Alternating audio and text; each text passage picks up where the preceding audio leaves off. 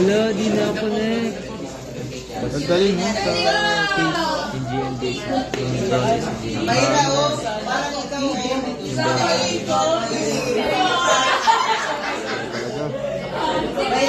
What if malita? What if sira yung Arduino? Ikaw daw, pating daw, Nick, sa'yo. Nag-ikot na. Nag-ikot na? Yun na, nag-ikot na. Yun! Mahirap pag walang label talaga. Uy, gagi! Tingnan mo doon sa ano dito. Ayun na. Pwede na ba yun gamitin sa ano? Sa Ano, sir? Ay, wala tayong video. Uy, ano yun? Ulit. Ay, sa selfie ako. Ano na pala? Ulit. Dito daw mga mukha dapat. Nick, masaksak ka.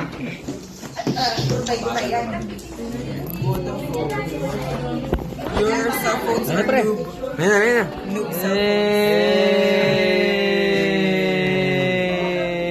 So, isipin nyo na saan siya pwede ngayon i-integrate. Anong application yan?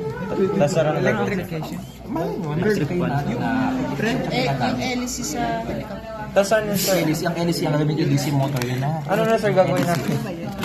Pag nakaisip na kayo makaano, pwede nyo na-apply sa research ninyo. Application ng Compass. Arduino. Kumbaga, pre. Paano? Sa craft. Yung mataisip magaling tubig. Bakit siya nagalaw? May nasasan. Hindi siya wala siya nasa-sense. Ang nagalaw yan kasi nandito meron kayong sinabi, sabi nyo dito pag saan yun, pwede nyo gumalaw ng degrees. Gano'ng kabilis. Pang water pump. Hindi siya nakaka-sense. Yan, meron niya, may instruction niya na certain condition, ano gagalaw niya.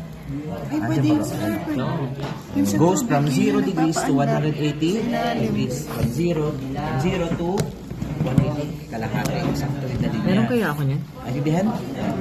Kapag gagamitin lang sir sa research. Yun nga, pag hindi na sa research